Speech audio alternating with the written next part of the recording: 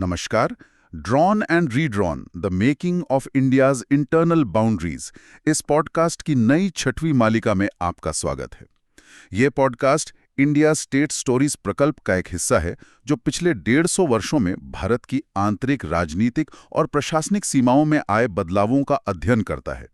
यह प्रकल्प पुणे स्थित फ्लेम विश्वविद्यालय के centre for legislative education and research के सहयोग से संचालित किया जाता है। इस नए सीजन में हम भारत के हर एक मौजूदा राज्य और केंद्र शासित प्रदेशों के बनने का रोचक इतिहास और कथाओं की यात्रा पर निकलते हैं, जिसमें हम उन महत्वपूर्ण घटनाओं, प्रभावशाली व्यक्तित्वों और सामाजिक बदलावों का अन्वेषण करेंगे जिन्होंने इस उपमहाद्वीप को आकार दिया है। इस 30वें एपिसोड में हम पूर्वोत्तर राज्य त्रिपुरा के गठन के दिलचस्प इतिहास के बारे में जानेंगे। ये एपिसोड इंडिया स्टेट स्टोरीज पर इसके संबंधित लेख से लिया गया है और इसे गूगल नोटबुक LM का उपयोग करके बनाया गया है। इस लेख को पढ़ने के लिए लिंक शो नोट्स में पा सकते हैं। तो चलिए आज त्रिपुरा की कहानी में थोड़ा गहराई से उतरते हैं। जब हम आज़ादी के ठीक पहले का भारत देखते हैं तो त्रिपुरा एक रियासत के तौर पर दिखता है। 13 तोपों की सलामी वाला राज्य, स्वायत्ता थी। लेकिन इसकी सबसे बड़ी खासियत और कह सकते हैं सबसे बड़ी चुनौती इसकी लोकेशन थी। हाँ, नक्शे पे देखें तो वो 3 तरफ से उस इलाके से घिरा था जो जल्द ही पूर्वी पाकिस्तान बनने वाला था। बिल्कुल सही। और यही भौगोलिक स्थिति महाराजा बीर बिक्रम के लिए सबसे बड़ा सिरदर्द थी। उनका झुकाव तो साफ था, वो हिंदू बहुल भारत में ही शामिल होना चाहते थे। लेकिन इसमें पेंच क्या था? पेंच था एक बहुत बड़ा इलाका, एक जमींदारी जिसका नाम था चकला रोशनाबाद। अब ये सुनने में तो सिर्फ एक जमींदारी लगती है, पर असल में ये त्रिपुरा की आर्थिक जान थी। अच्छा। ये त्रिपुरा के मैदानी इलाके थे।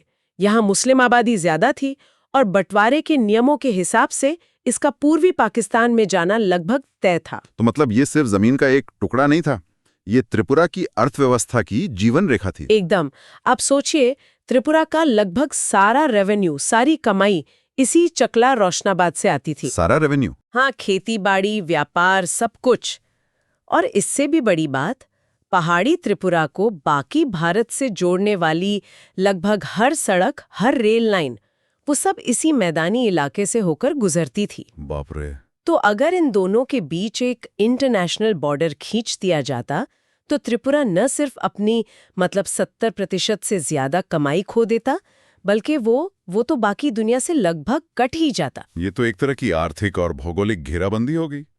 और इसी उथल-पुथल के बीच कहानी में एक बहुत ही दुखद मोड़ आता है। जी, आजादी से सिर्फ 3 महीने पहले मई 1947 में महाराजा बीर बिक्रम का निधन हो गया। और वो विलय के सबसे मुश्किल सवाल पर कोई आखिरी फैसला ही नहीं ले पाए। बिल्कुल। और उन्होंने अपने पीछे एक नाबालिग बेटा छोड़ा, राजकुमार किरीट, और एक ऐसा राज्य जो अपने इतिहास के सबसे बड़े संकट से गुजर रहा था। तो फिर सत्ता किसने संभाली? सत्ता की बागडोर आई महाराजा की विधवा महारानी कंचन प्रभा देवी के हाथों में।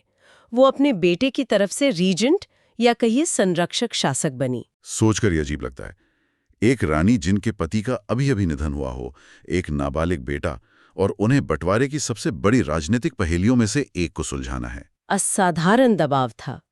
और ये दबाव सिर्फ बाहर से नहीं था, राज्य के अंदर भी बहुत कुछ चल रहा था। अच्छा, अंदर क्या हो रहा था? महारानी कंचन प्रभा देवी असल में दोहरी चुनौती का सामना कर रही थीं। एक तरफ तो ये भारत पाकिस्तान के विलय का दबाव था ही, और दूसरी तरफ राज्य के भीतर ही जबरदस्त राजनीतिक खींचतान चल रही थी। एक खेमा था त्रिपुरा राज्य गण मुक्ति परिषद का। ये कौन लोग थे? ये वामपंथी विचारधारा से प्रभावित लोग थे और वो राजशाही को पूरी तरह खत्म करके एक लोकतांत्रिक व्यवस्था चाहते थे। किसानों और आदिवासियों में इनकी अच्छी पकड़ थी। तो ये एक तरह का अंदरूनी राजनीतिक दबाव है जो पूरी व्यवस्था ही बदलना चाहता था। लेकिन बंटवारे के उस माहौल में कोई ऐसी आवाज भी तो होगी जो भारत में विलय का ही विरोध कर रही हो। हाँ, और वो आवाज थी सेंक्राक नाम के एक संगठन की। सेंक्राक? जी, ये एक उग्रवादी आदिवासी संगठन था।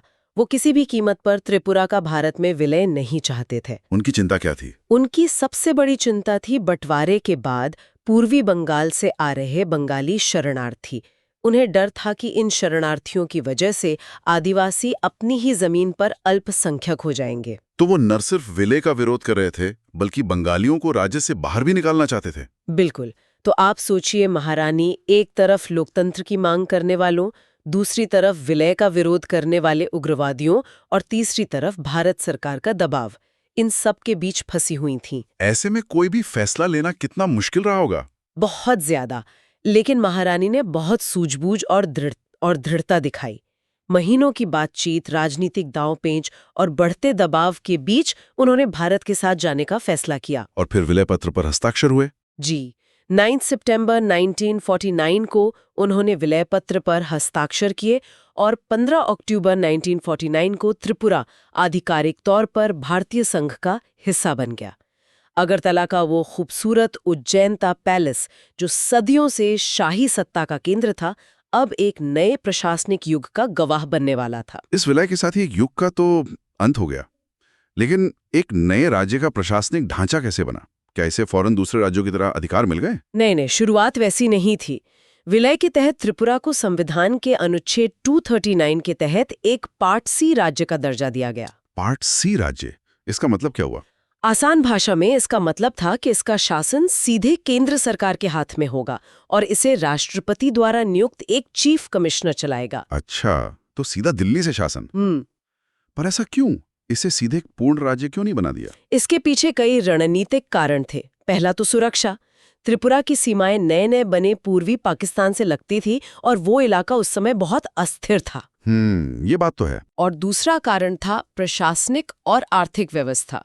चकला रोशनाबाद के जाने से और इतने सारे शरणार्थियों के आने से राज्य की पूरी व्यवस्था चरमरा गई थी। तो केंद्र सरकार को लगा कि स्थिरता लाने के लिए सीधा कंट्रोल जरूरी है। समझ गया। और शाही परिवार का क्या हुआ? हाँ, इस समझौते में शाही परिवार के लिए 3.3 लाख रुपए के सालाना प्रिवी पर्स का भी प्रावधान था। तो 26 जनवरी 1950 को त्रिपुरा ने एक चीफ कमिश्नर के राज्य के रूप में अपनी नई यात्रा शुरू की। लेकिन कहानियां खत्म नहीं हुई होगी, ये तो बस एक पड़ाव था। बिल्कुल, क्योंकि स्थानीय लोगों में अपनी सरकार, अपनी विधानसभा की इच्छा तो वो तो जरूर होगी। बिल्कुल, और ये इच्छा कुछ ही सालों में सामने भी आ गई, जब 1950 के दशक में राज्य पुनर्गठन आयोग यानी SRC का गठन हुआ। हाँ, जो पूरे भारत में राज्यों की सीमाओं को भाषा और संस्कृति के आधार पर फिर से तय करने के लिए बनाया गया। जी, और यहीं पर त्रिपुरा के भविष्य को लेकर एक बहुत ही दिलचस्प प्रस्ताव सामने आया। क्या प्रस्ताव था वो? विधानसभा भी नहीं है। तो उसे एक बड़े स्थापित राज्य असम के साथ मिलाने से प्रशासन बेहतर हो सकता है। लेकिन इसका तो जबरदस्त विरोध हुआ होगा। बहुत जोरदार विरोध हुआ। त्रिपुरा के लोगों और नेताओं ने अपने हजारों साल पुराने माणिक्य वंश के इतिहास, अपनी अलग संस्कृति और पहचान का हवाला दिया। और आखिरकार जब 1955 में SRC की फाइनल रिपोर्ट आई तो इस प्रस्ताव को खारिज कर दिया गया। तो त्रिपुरा अलग ही रहा। हाँ, त्रिपुरा की अलग पहचान को बनाए रखा गया, लेकिन उसे एक नया दर्जा दिया गया, केंद्र शासित प्रदेश यानी यूनियन टेरिटरी का। तो पार्ट सी राज्य से केंद्र शासित प्रदेश, इससे जमीनी स्तर पर क्या बदला? क्या लोगों को कुछ ज्यादा अधिकार मिले? ये एक महत्वपूर्ण कदम था, लेकिन पूर्ण स्वायत्तता अभी भी दूर थी।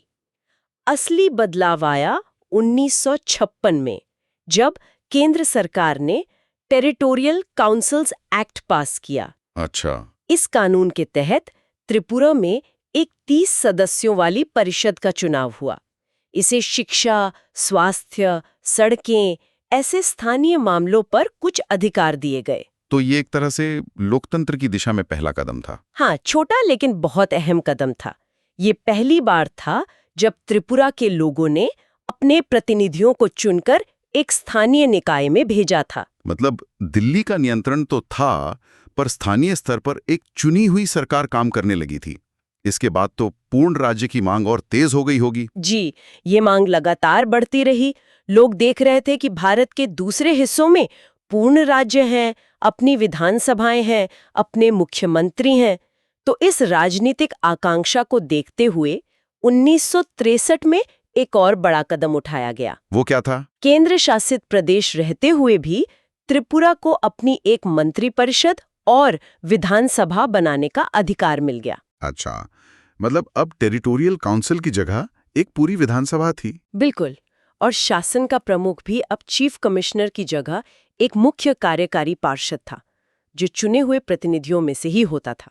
तो ये लगभग पूर्ण राज्य जैसा ही हो गया, बस कुछ शक्तियां जैसे कानून व्यवस्था और वित्त वो शायद केंद्र के पास थी। एकदम सही।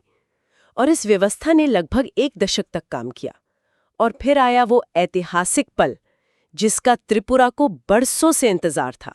पूर्ण राज्य का दर्जा। हाँ, 30 दिसंबर 1971 को संसद ने उत्तर पूर्वी क्षेत्र पुनर्गठन अधिनियम पास किया और इस कानून के तहत 21 जनवरी 1972 को त्रिपुरा को मणिपुर और मेघालय के साथ भारत का एक पूर्ण राज्य का दर्जा दे दिया गया। तो 22 साल का लंबा सफर आखिरकार अपने मुकाम पर पहुंचा। जी, ये वाकई एक लंबा और क्रमिक विकास था। लेकिन जब त्रिपुरा पूर्ण राज्य बना, तब तक जमीन पर एक और बहुत बड़ा बदलाव आ चुका था, जिसका जिक्र आपने पहले भी किया था, जनसांख्यिकीय बदलाव। हाँ, और ये त्रिपुरा की कहानी का सबसे जटिल और शायद सबसे संवेदनशील पहलू है। पूर्ण राज्य का दर्जा एक बहुत बड़ी राजनीतिक उपलब्धि थी, लेकिन राज्य उस समय एक बड़े सामाजिक मंथन से गुजर रहा था। शरणार्थियों की वजह से। जी, बंटवारे के समय से ही पूर्वी बंगाल से बंगाली हिंदुओं का आना जारी था, लेकिन 1971 के बांग्लादेश मुक्ति संग्राम के दौरान ये एक सैलाब में बदल गया।